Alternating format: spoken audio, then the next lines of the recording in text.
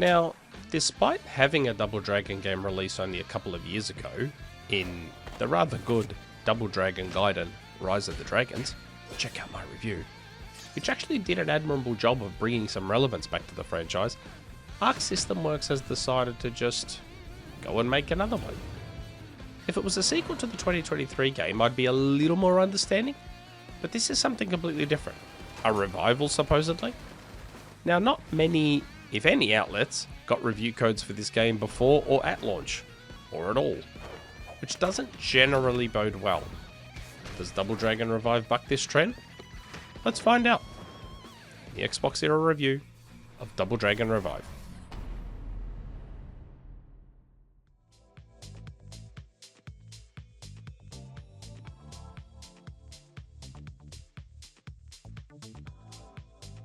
Okay, apologies everyone.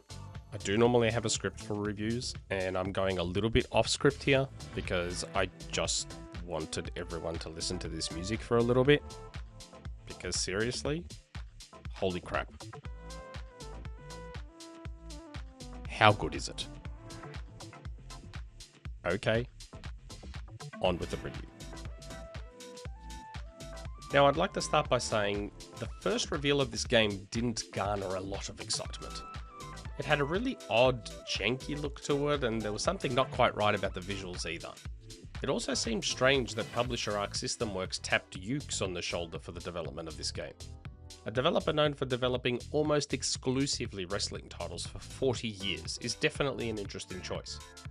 Maybe they wanted penance for Double Dragon 4? Despite owning the Double Dragon IP, they weren't seemingly involved at all in Gaiden Rise of the Dragons. Maybe they didn't like being shown up. I digress. This game is called Double Dragon Revive, which seems to indicate a reboot or reimagining perhaps. I only say that because I assume it's still set in a post-apocalyptic world, although the original was set in New York, 15 years after the nuclear war, quote unquote. And apparently everything is now just some hodgepodge of random colonies which are ruled by powerful people who make their own rules. We happen to be in one of the colonies on the coast, again, of where the Shadow Warriors gang rule with an iron fist. Our story begins with the famous Lee brothers Sosetsuken Dojo standing in the way of the Shadow Warriors expansion plans, I think. But where Marion was kidnapped in the original game, she joins us in our quest. As does Ranzu, one of the bosses from Double Dragon 3. Hopefully now you're getting a better idea of why I just skipped the cutscenes. I have to say, Yuke's did a pretty admirable job with the combat in this game. Some of their wrestling game lineage definitely creeps its way into the combat. Despite a very simple and streamlined control scheme, there's a decent amount of depth to be discovered, a heap of weapon pickups, and a really surprising amount of interactivity with the environment. You can kick a random paint can into an enemy, for which you'll get an achievement, or launch an enemy into a basketball ring.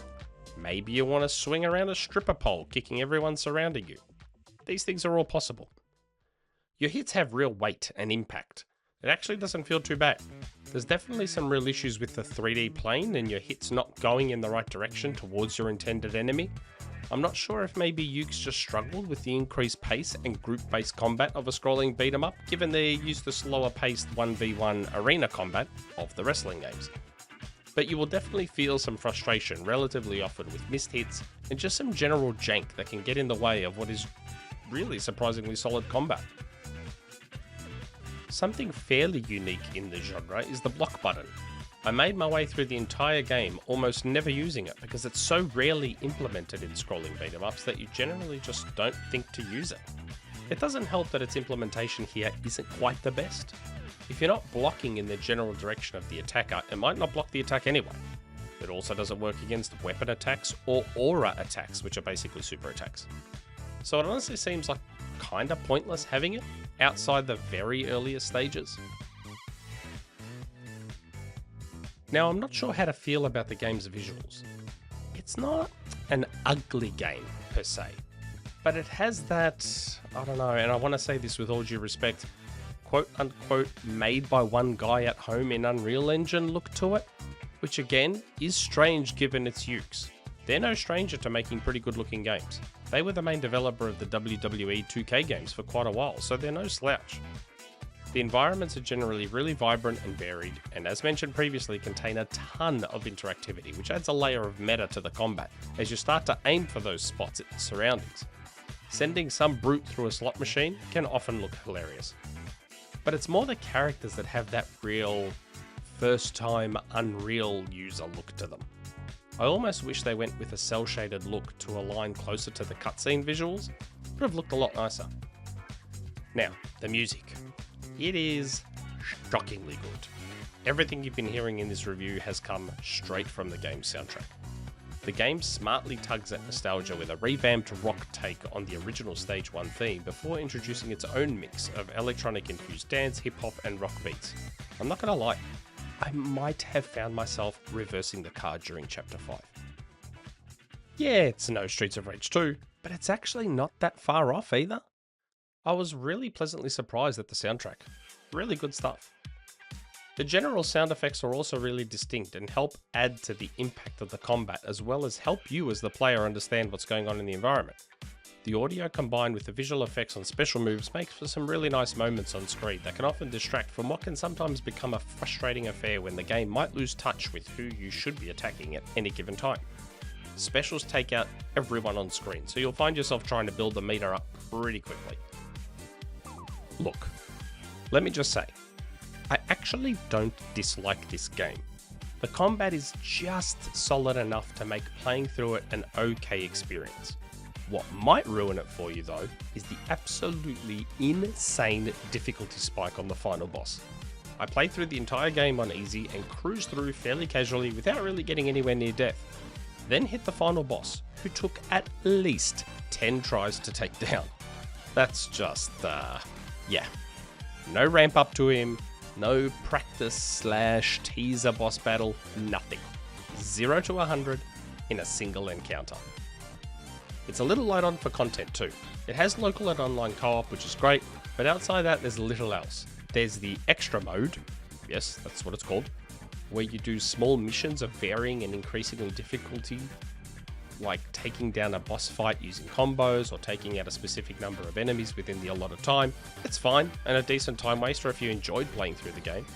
There was also an option called Episode within the gallery mode that I couldn't even figure out. Even though I'm pretty sure I met the requirements to unlock these episodes, they just stayed locked away from me. So sorry on that one, I don't know what it is.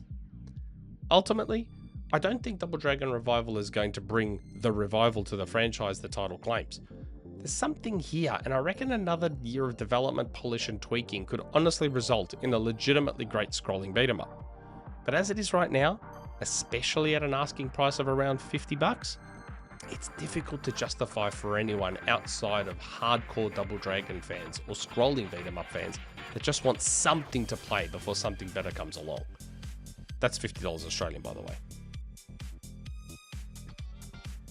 And as always, if you like what we do, please like, subscribe, follow us on our socials, and if you think you can spare a coffee a month, support us on Patreon. And don't forget to visit XboxEra.com for more. Ciao for now.